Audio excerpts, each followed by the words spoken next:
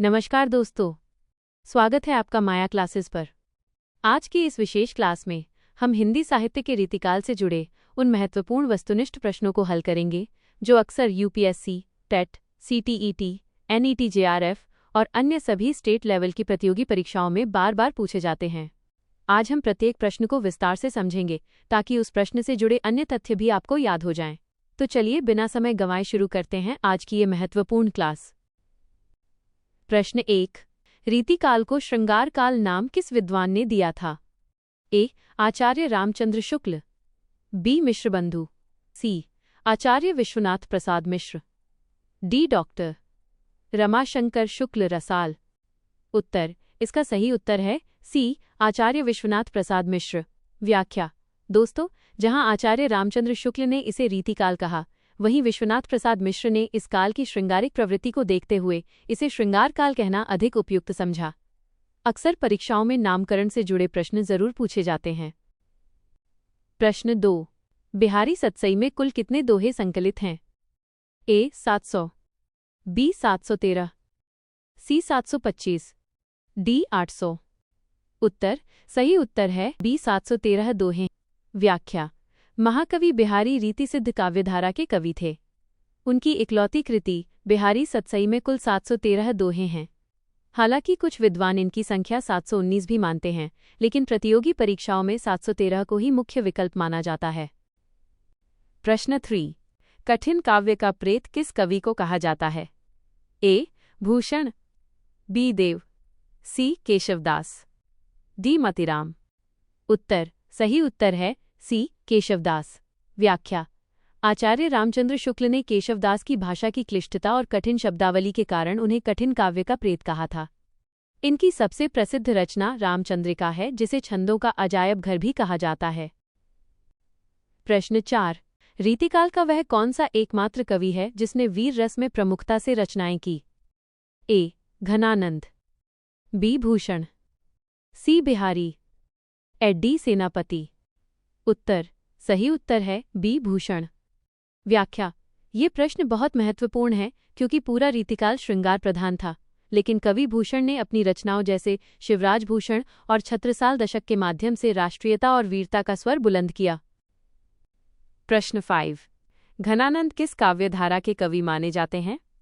ए. रीतिबद्ध, B. रीतिसिद्ध, सी. रीतिमुक्त, D. निर्गुण भक्ति। उत्तर: सही उत्तर है सी. रीतिमुक्त। व्याख्या: घनानंद ने दरबारी नियमों और काव्यशास्त्र के कठोर बंधनों को स्वीकार नहीं किया। उन्होंने अपनी भावनाओं और विरह को स्वतंत्र रूप से व्यक्त किया, इसलिए उन्हें रीतिमुक्त काव्यधारा का प्रतिनिधि कवि कहा जाता है। प्रश्न 6। रसिक प्रिया और कवि प्रिया किसकी प्रसिद्ध रचनाएं हैं?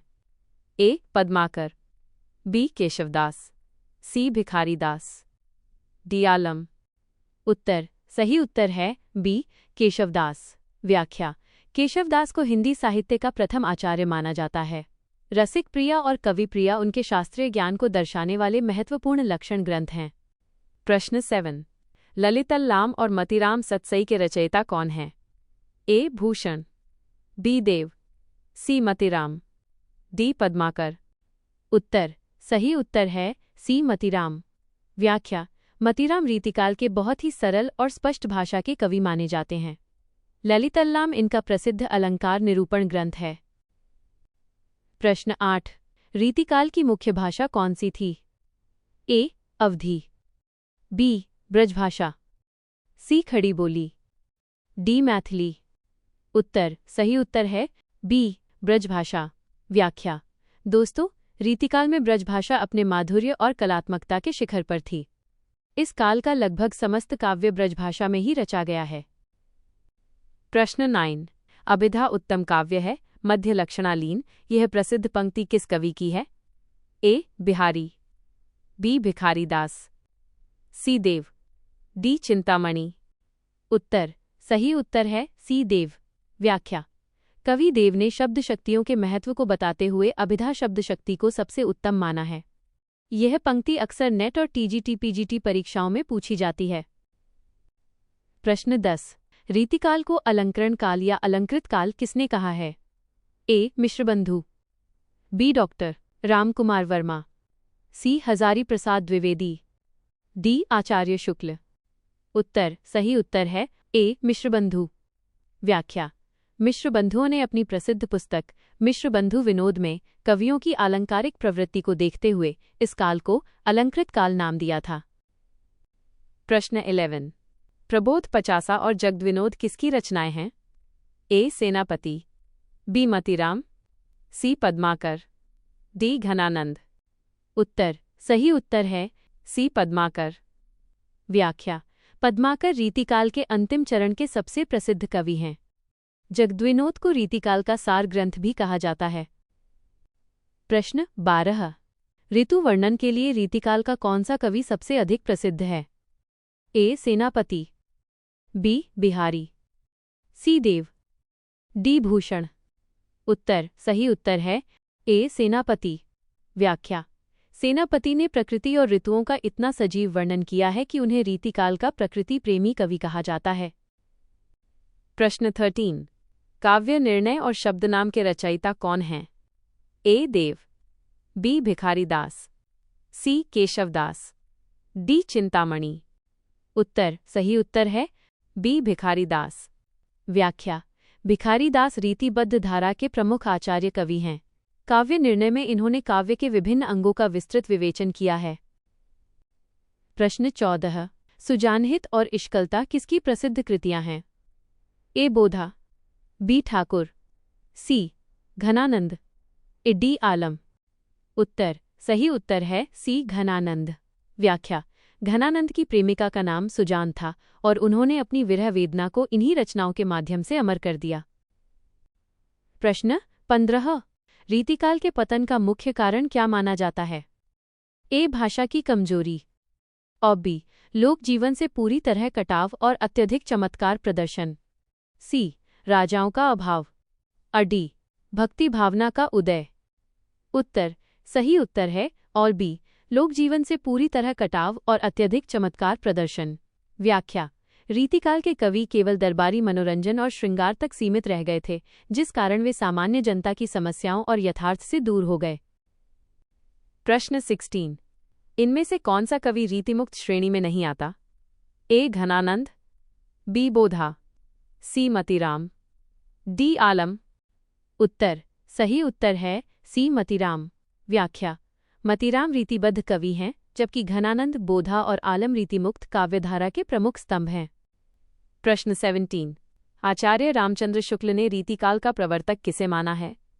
ए केशवदास, बी चिंतामणि, सी मतीराम, डी बिहारी। उत्तर सही उत्तर है ऑन बी चिंतामणि। व्याख्या। हालांकि कालक्रम के अनुसार केशवदास पहले आते हैं, लेकिन शुक्ल जी का मानना था कि रीति की अखंड परंपरा चिंतामणि से शुरू हुई, इसलिए वे उन्हें ही प्रवर्तक मानते हैं। प्रश्न 18। छत्रसाल दशक में किस महाराजा की वीरता का वर्णन है? ए महाराजा शिवाजी, बी महाराजा छत्रसाल, सी राजा जयसिंह, डी राजा छत्रपति। उत्तर सही उत्तर है बी महाराजा छत्रसाल। व्याख्या। कवि भूषण ने पन्ना के राजा छत्रसाल की वीरता का वर्णन इसमें किया है। कहा जाता है कि भूषण की पालकी को खुद राजा छत्रसाल ने कंधा दिया था। प्रश्न 19। विरह वारिश और इश्कनामा किसकी रचनाएं हैं? ए आलम, बी बोधा, सी ठाकुर, डी घनानंद। उत्तर सही उत्तर है बी बोधा। व्याख्या। बोधा भी रीतिमुक्त काव्यधारा के एक भावुक कवि थे। सुभान नामक वेश्या से प्रेम के कारण इन्हें देश निकाला दिया गया था, जिसकी पीड़ा इनकी रचनाओं में दिखती है। प्रश्न 20। रीतिकाल में नखशिख वर्णन का क्या तात्पर्य है?